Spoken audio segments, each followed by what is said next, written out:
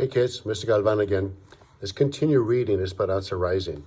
The chapter we're on is Las Almendras, the almonds. Here we go. Ay, my neck hurts, said Mama as she massaged the back of her neck with her hand. It's not my neck, it's my arms that are sore, said Hortensia. It is the same for everyone, said Josefina. When you first start in the sheds, the body refuses to bend, but in time, you will get used to the work. Everyone had come home that night tired and with various aches and pains. They gathered in one cabin for dinner, so it was crowded and noisy. Josefina warmed a pot of beans and Hortensia made fresh tortillas. Juan and Alfonso talked about the fields while Miguel and Isabel played with the babies, making them squeal with laughter. Mama cooked arroz and Esperanza was surprised that Mama knew just how to brown it first in oil with onions and peppers. Esperanza chopped tomates, for a salad and hoped no one would mention the sweeping. She was glad that the day was over. Her bruises had been to her pride. Isabel took a fresh tortilla, sprinkled it with salt, rolled it up like a cigar, and waved it at Miguel. How come you and Tio Alfonso won't let me go behind the cabin with you? Shh, he said. It's a surprise. Why are you so full of secrets? Asked Esperanza. But neither Alfonso nor Miguel answered. They simply smiled while they prepared their plates. They ate dinner, but before they could slice a candle for dessert, Alfonso and Miguel disappeared with instructions not to follow them. What are they doing? Demanded Isabel. Hortensia shrugged as if she knew nothing. Miguel came back just before sunset. Senora and Esperanza, we have something to show you.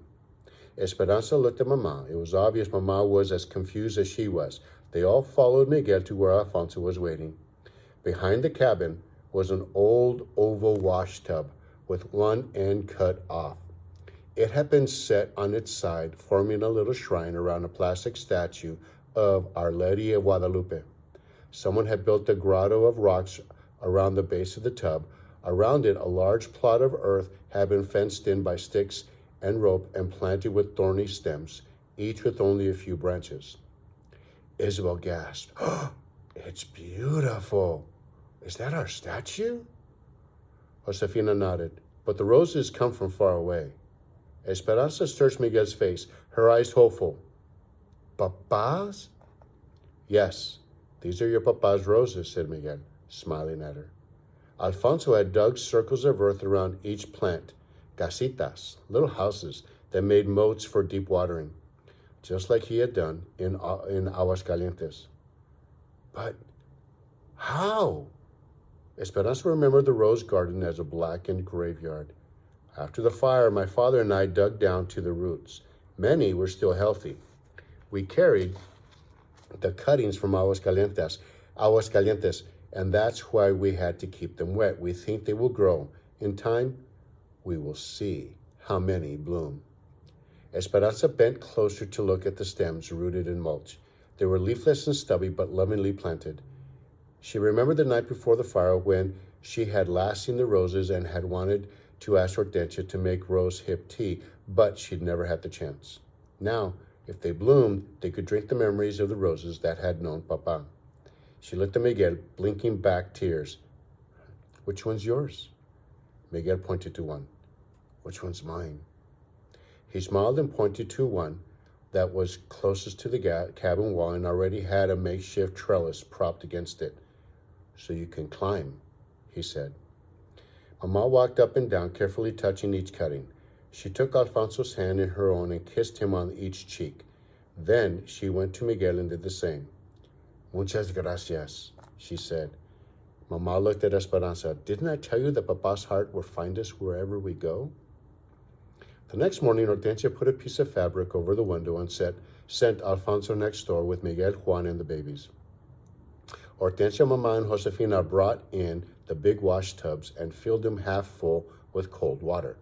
Then they heated pots of water on the stove and warmed the baths. Esperanza was excited at the idea of getting into a tub. All they had done since they arrived was wash their faces and arms with cold water in the sink. She hadn't had a real bath since she left Aguascalientes. But it was Saturday, and tonight was the Jamaica. So the entire camp was getting cleaned up. Baths were being taken, shirts ironed, and hair washed and crimped. Hortensia had given Esperanza her bath since she was a baby, and they had an established routine. Esperanza stood near the tub with her arms outstretched while Hortensia undressed her. Then she got into the tub and tried not to wiggle while Hortensia washed her. She tilted her head back, keeping her eyes closed while Hortensia rinsed her hair. Finally, she stood up and nodded, which was Hortensia's signal to wrap the towel around her. Esperanza went to one of the washtubs, put her hands out to her sides, and waited. Josefina looked at Hortensia and raised her eyebrows. Isabel said, "Esperanza, what are you doing?" Mama walked over to Esperanza and said softly, "I've been thinking that you're old enough to bathe yourself, don't you think?" Esperanza quickly dropped her arms and remembered Marta's taunting voice saying, "No one will be waiting on you here." "Yes, Mama," she said. And for the second time in 2 days, she felt her face burning as everyone stared at her. Hortensia came over, put her arm around Esperanza and said, "Well, we are accustomed to doing things a certain way, aren't we, Esperanza? But I guess I am not too old to change. We'll help each other. I will unbutton the buttons you cannot reach, and you will help Isabel. Yes, Josefina? We need more hot water in these tubs. Ándale, hurry." As Hortensia helped her with her blouse, Esperanza whispered, "Thank you." Isabel and Esperanza went first, bathing in the tubs, then bending their heads over to wash their hair. Mama and Josefina poured cups of water over them to rinse off the soap. The women took turns going back and forth to the stove for hot water. Esperanza liked being with all of them in the tiny room, talking and laughing and rinsing each other's hair. Josefina and Hortensia talked about all the gossip in the camp. Mama sat in her slip and combed out Isabel's tangles. The women took their turns, and when Hortensia needed hot water, Esperanza rushed in to get it for her before anyone else could. Clean and dressed, with still wet hair, Esperanza and Isabel went outside to the wooden table under the trees. Josefina had given them a burlap bag of almonds that she wanted shelled. Isabel bent over and brushed her hair in the dry air. "Are you coming to the Jamaica tonight?" she asked. Esperanza didn't answer at first. She had not left the cabin since she had made a fool of herself yesterday. "I don't know. Maybe. My mama said it is best to get it over with and face people, and that if they tease you, you should just laugh," said Isabel. "I know," said Esperanza, fluffing her own hair that was already almost dry. She dumped the nuts onto the table and picked up an almond still in its flattened pod. The soft and fuzzy outside hull looked like 2 hands pressed together, protecting something inside. Esperanza popped it open and found the almond shell. She snapped the edge of the shell and pried it apart, then pulled the meat from its defenses and ate it. "I suppose Marta will be there tonight?" "Probably," said Isabel, "and all of her friends too." "How does she know English? She was born here, and her mother too. They are citizens," said Isabel, helping shell the almonds. "Her father came from Sonora during the Revolution. They had never even been to Mexico. There's lots of kids who live in our camp who have never been to Mexico. My father doesn't like it when Marta comes to our Jamaicas, though, because she is always talking to people about striking.